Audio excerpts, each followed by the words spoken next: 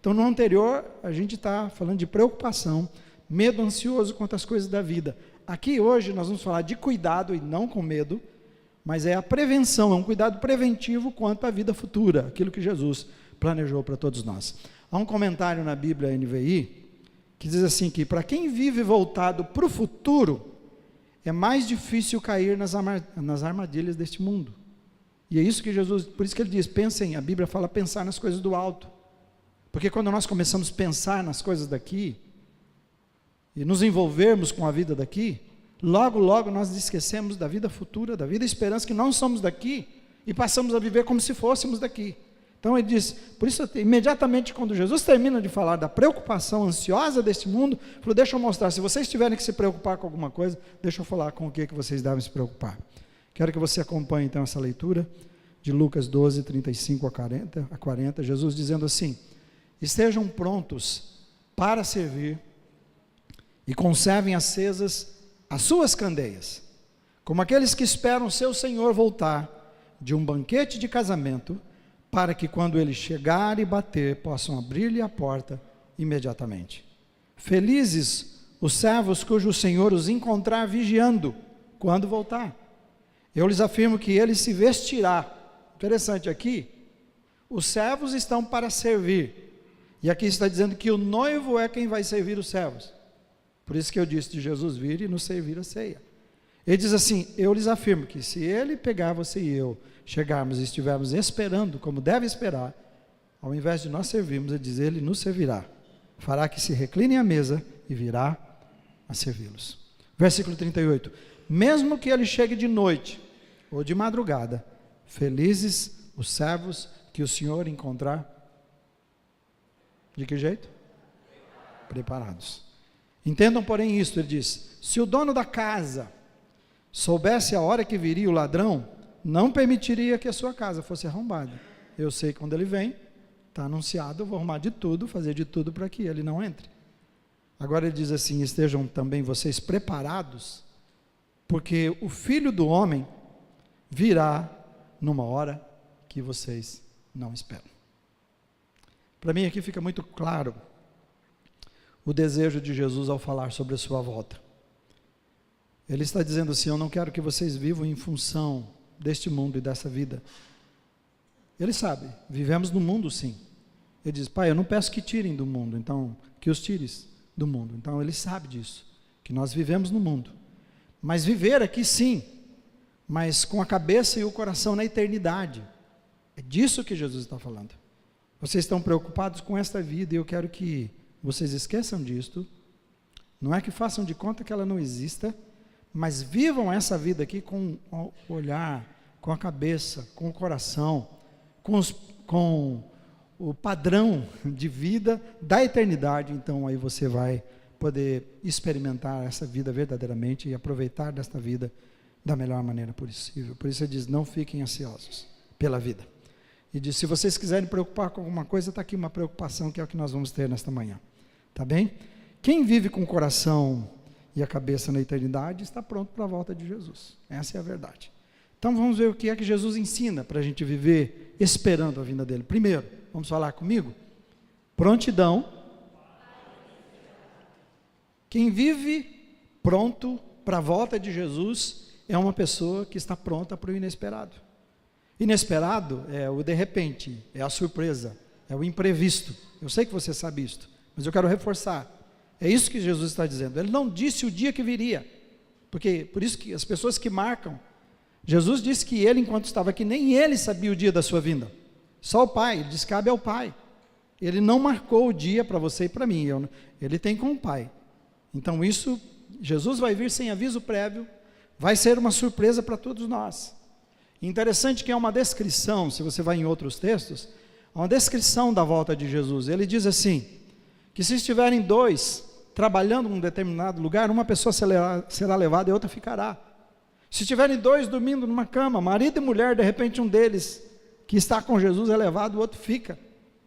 Só que eu assisti, então não importa onde você estiver dirigindo, né, pilotando o avião, assisti um filme esses dias, né, mostrando isso, e uma das coisas que mais me chamou a atenção foi crianças que desapareceram e que as mães não sabiam o que estava acontecendo. Então imagina você que é mãe hoje aqui, está com a criança no seu colo, você está amamentando e a pessoa não tem Jesus, não tem esperança de Jesus, a criança desaparece das suas mãos, e você não tem onde procurá-la, onde achá-la, porque ela foi levada, ela está com Jesus.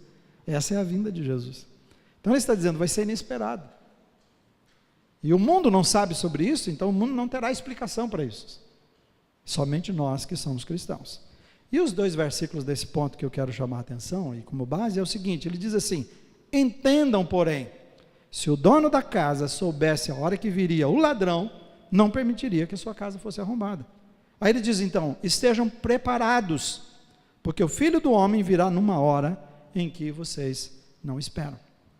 Para o mundo, irmãos e amigos, será de repente, será imprevisto.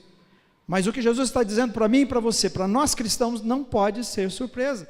A volta de Jesus, nós devemos viver a nossa vida desta forma, esperando.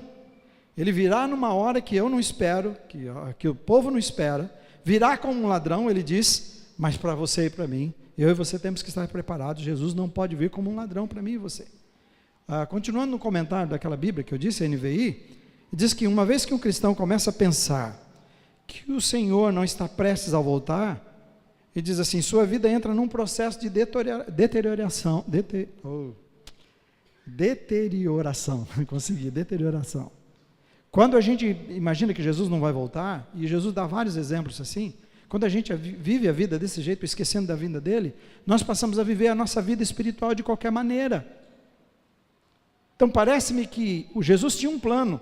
O seu plano, não informar sobre a sua vinda, era exatamente para isso, para que eu e você buscássemos uma vida em constante crescimento, em constante dependência, porque não sei a hora que vem. Porque é claro, se o patrão que vai vir fazer uma vistoria, se você ouvir que a Receita Federal vai vir fazer uma vistoria lá na sua empresa, alguma coisa assim, nós vamos daqui 3 meses, 4 meses, adivinha o que você vai fazer? Você vai fazer de tudo e preparar para aquele dia, a coisa está toda redondinha. Não estou dizendo que vocês tenham problemas, só estou explicando, espero que não, né? Quanta gente sendo visitado, não é brincadeira, né? Então, de repente aparece.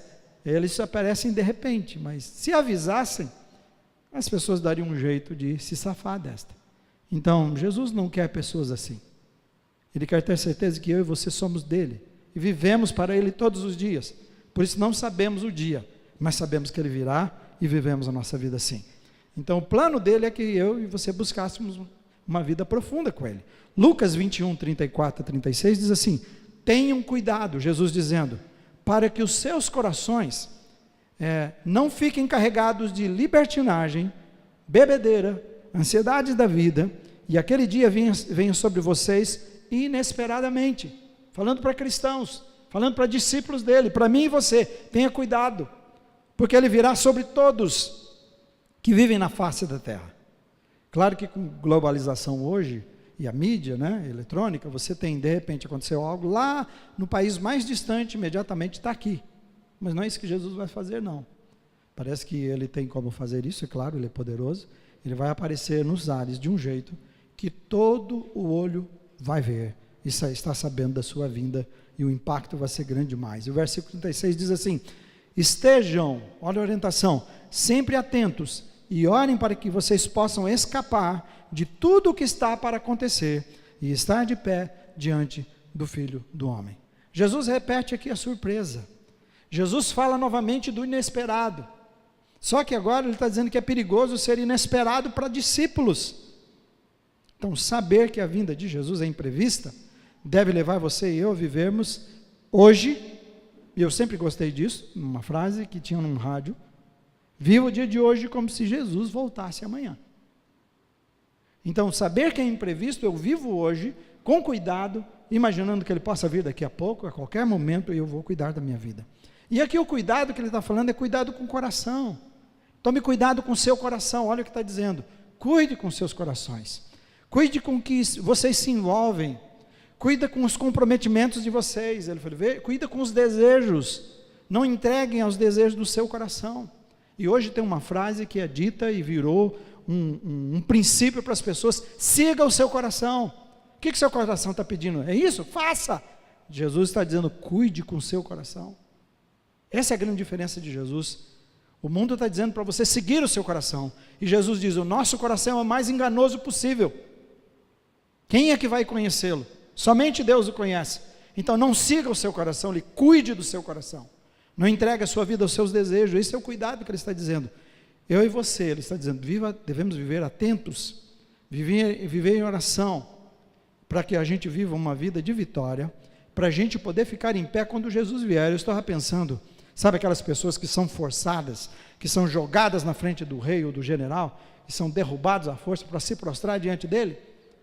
O que Jesus está dizendo é que quando chegar, ao invés de você ser empurrado e prostrado para adorar a força, você possa olhar para Jesus e, de pé, abraçar Jesus, receber um abraço de Jesus, ser recebido por Jesus, de cabeça erguida, olhando nos olhos de Jesus e dizendo, quanto tempo que ele queria te conhecer, eu estive até agora, te conhecendo espiritualmente, agora eu te vejo pessoalmente. Para a gente poder ficar de pé diante dele, está dizendo, cuida do coração. Tem um pastor presbiteriano, chamado Robert Murray McCain, e ele perguntava às pessoas de vez em quando na sua igreja, você acredita que Jesus vai voltar hoje? E tinha gente que dizia assim, não, eu acho que hoje não. Tá, e se eu fizer essa pergunta para você? Eu agora estou fazendo a você. Você acredita que Jesus pode vir hoje? Tá, aí é fácil. Você tem certeza que Jesus vai vir agora de manhã? Não, né? Então, para todas as pessoas que ele falou assim, você que não tem tanta certeza, porque a gente não tem como ter, né? Ele diz assim, então se prepara, porque Jesus vai vir uma hora exatamente quando você não espera. Você está entendendo o que é inesperado? É isso. É quando você faz essa pergunta, Jesus vai vir agora? Não, acho que não. Essa é a hora que você tem que cuidar. Porque ele vai vir a hora que você acha que não. A hora que eu acho que não. Então, ele dava esse exemplo, e é a pergunta que eu e você devemos fazer e tomar esse cuidado. Jesus vem de surpresa. O que eu tenho que fazer nesse primeiro ponto, na orientação de Jesus? Ele diz, cuida do seu coração. Prontidão para o inesperado é cuida do seu coração. Cuida dos seus comprometimentos. Vigia em oração, para você poder encontrar Jesus de pé, e não prostrado e frustrado e com medo. Amém, irmãos? Segundo, para você estar preparado, eu e você estarmos preparados para a volta de Jesus, é preciso o quê? Prontidão para agir. Primeiro eu fico pronto para aquilo que será surpresa. Agora prontidão para agir.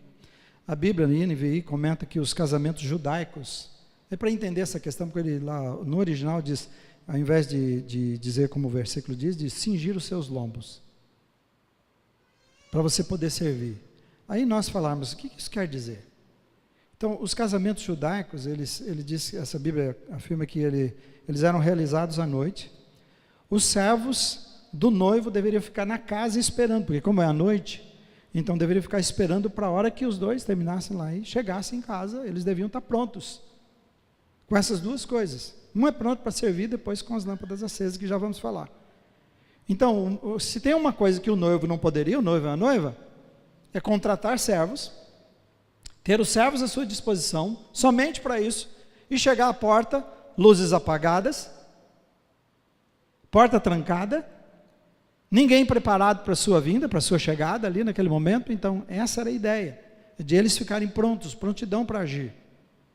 E eles tinham que ter certeza que isso tudo estava bem. Então, diz que na roupa deles, eles precisavam ter uma coisa que amarrasse, porque era uma roupa comprida e solta, para que eles pudessem ter liberdade de movimento. Essa é a ideia. Por isso está dizendo, estejam, o slide 16, leiam comigo, estejam prontos para servir. A ideia é que você e eu precisamos ter liberdade de movimento. Essa era a ideia ali. Albert Barnes, que também é um comentarista bíblico, ele fala para tomarmos cuidado quando ele fala sobre esse ponto. O seu comentário de liberdade e o que pode impedir a nossa liberdade, tolher a nossa liberdade, ele fala assim, cuidado com os obstáculos que atrapalham os caminhos, coisas que tiram o nosso movimento, a nossa corrida em Deus. E se tem um texto que deixa tão claro para a gente, é Hebreus 12, 1 e 2. Diz assim, visto que temos uma multidão tão grande de homens de fé, que são aqueles heróis do capítulo 11, nos observando de um tribunal principal, ele diz assim, olha só o que é a liberdade de movimento espiritual. Afastemo-nos de nós qualquer coisa que nos torne vagarosos ou nos atrase, e especialmente aqueles pecados que se enroscam em nossos pés e nos derrubam, como cipó que vai crescendo, quem conhece vai envolvendo, e vai sugando e tirando não só a liberdade, mas a vida, que é isso que ele faz. Ele diz assim: corramos com perseverança a carreira especial que Deus pôs diante de nós. Aí diz mais ainda: mantenham o olhar firme em Jesus, nosso líder e orientador. Ele esteve pronto a padecer uma morte vergonhosa na cruz, por causa da alegria que sabia que depois ia ter. E agora está sentado num lugar de honra, ao lado do trono de Deus. Então o texto orienta para afastarmos de qualquer coisa que possa tornar você e eu vagaroso, que nos atrase espiritualmente. Por isso que ele chama de corrida. Eu estou chamando você para uma caminhada com Jesus. Amém? E ele fala aqui que é uma corrida. Logo, logo você vai estar correndo espiritualmente. E ele usa essa figura, e Paulo era bom nisso, ele usa essa figura exatamente para mostrar que o atleta tem que se livrar de todo quanto é peso, de coisas que o atrapalhem, que façam tropeçar. Ele está dizendo: existem não só pecados, mas pesos e pecados que entrelaçam na sua vida e na minha vida, que nos derrubam, que nos atrapalham, que atrapalham o nosso movimento.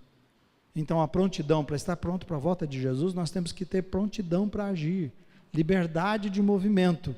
Então nós precisamos nos livrar de todos os impedimentos, coisas que estão tirando a nossa liberdade para esse dia inesperado de Jesus. Porque se Jesus vier, nós estivermos ocupados e emaranhados em tantas coisas, nós não vamos ver a vinda, não vamos estar preparados para a vinda dele. Quando eu olho para essa vida, e eu conheço muita gente, conheço também a minha vida, deixa eu dizer uma coisa para você: como estamos enrolados com esse mundo, mais do que nós pensamos que estamos. Como o mundo está entrelaçado nas nossas vidas. Está tão entrelaçado que o jeito que nós tratamos a vida tem mais a ver com o mundo do que com o que Deus quer para nós. Por isso você precisa dar uma palavra nesta manhã. Por isso nós precisamos da casa do Senhor Jesus. Porque o mundo está ditando as regras e ordens para nós, nós vivemos do jeito dele. O jeito dele torna a nossa vida cada vez mais pesada, mais difícil. Cada vez mais nós somos afetados por ele, cada vez mais você está com pesos e fardos sobre a sua vida, deixando de viver com liberdade, deixando de viver com alegria. Ó irmão, deixa eu dizer uma coisa, eu e você não podemos viver uma vida angustiada, nós podemos ter problemas sim, serem difíceis, mas nós não podemos viver sem a paz de Cristo no nosso coração.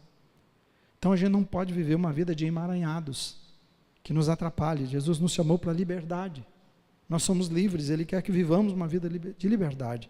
Então você e eu precisamos olhar para a nossa vida, identificar as coisas que se tornam tropeços.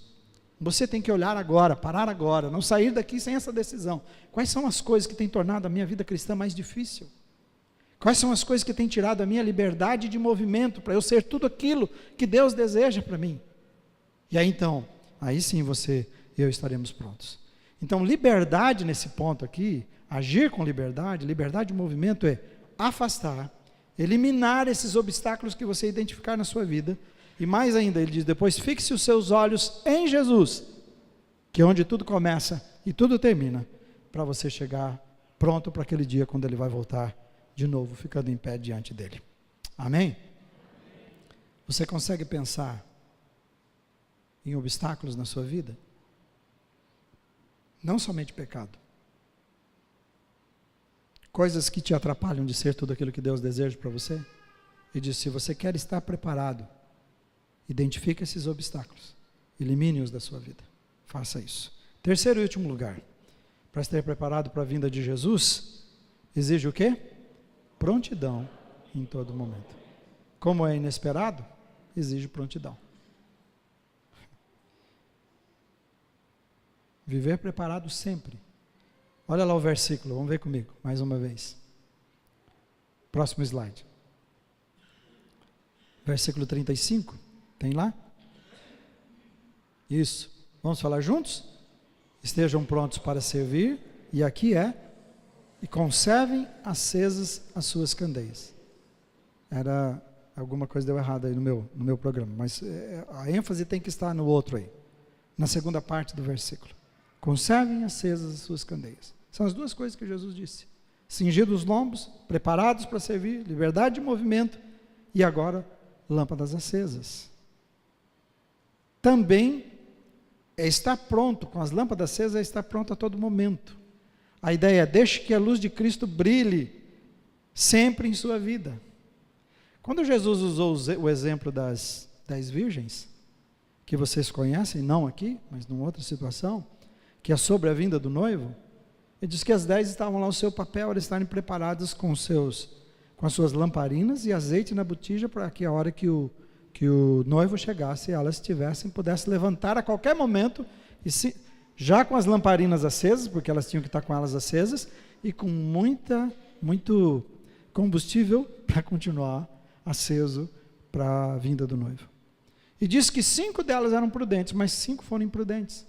5 no último momento, acabou, elas não prepararam, e o noivo chegou e elas correram: empresta para a gente poder pôr na nossa lamparina. Falou: olha, se eu emprestar para vocês, vai faltar para vocês e para nós. Vai e compre. E Jesus diz então da imprudência dessas pessoas, porque as suas lâmpadas estavam apagadas. Havia acabado o azeite. E é interessante que quando fala em azeite, que é o poder, que é esse combustível que mantém aceso, quando você vai para o azeite está falando do Espírito Santo. Ele é isto na nossa vida, ele é o poder, ele é esse azeite. Então, em outras palavras, a ideia é assim, que você e eu devemos buscar uma vida cheia do Espírito. Quando você e eu buscamos uma vida cheia do Espírito, controlada pelo Espírito, então aí nós vamos ser essa lâmpada acesa, né, para quando o noivo voltar, não nos encontrar apagados espiritualmente. A Bíblia fala: encham-se do Espírito. Você recebe Jesus uma vez só, mas nós precisamos nos encher todo dia. Então, conservar, pensem em algumas coisas aqui. Conservar a lâmpada acesa, há outros textos que diz que é andar na luz. Nós somos luz. Nós estamos acesos e andando quando nós estamos rejeitando as obras das trevas. É o contraste entre luz e trevas, aplicando para as nossas vidas. Nós temos que andar na luz como filhos da luz. Diz de nos revestirmos, para que a gente não atenda e não planeje atender os desejos da carne. Efésios 5, 7 a 10 diz assim: portanto, não participem dessas coisas, porque outrora vocês eram trevas, mas agora vocês são luz no Senhor. Vocês eram assim, viviam uma vida apagada, agora vocês são luz, e vivam como filhos da luz, pois o fruto da luz, e aí diz, primeiro nós éramos trevas, nós somos luz, temos que andar como filhos da luz, e diz o que é, como que anda uma pessoa que é filho da luz. Qual é o comportamento dessa pessoa? Ele diz assim: o fruto da luz consiste em, quais são as 3 coisas? Bondade, justiça e verdade. Isso engloba a vida do cristão. O versículo 10 diz assim: e aprendam a discernir o que é agradável ao Senhor. Viver uma vida como luz, refletindo a luz de Cristo, fugindo das trevas, fazendo aquilo que agrada ao Senhor, tem a ver com essa viver sempre aceso para Deus. Conservar aceso é lembrar que Jesus disse assim: vós sois a luz do mundo. Que luz não se põe debaixo, em lugares escondidos, se coloca num lugar para que possa iluminar. Então você e eu somos convidados a viver uma luz que brilha todos os dias.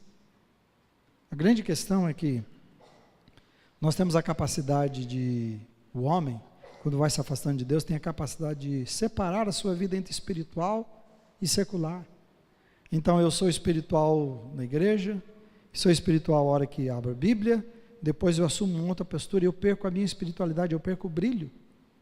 E Jesus diz que você e eu somos o perfume dele, o brilho dele, para todos os lugares, todo lugar.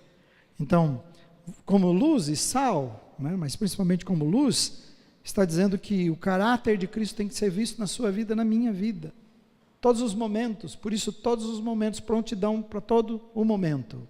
Todo e qualquer momento, eu ser uma luz que brilha, que as pessoas possam ver a vida de Cristo em mim e crer em Jesus.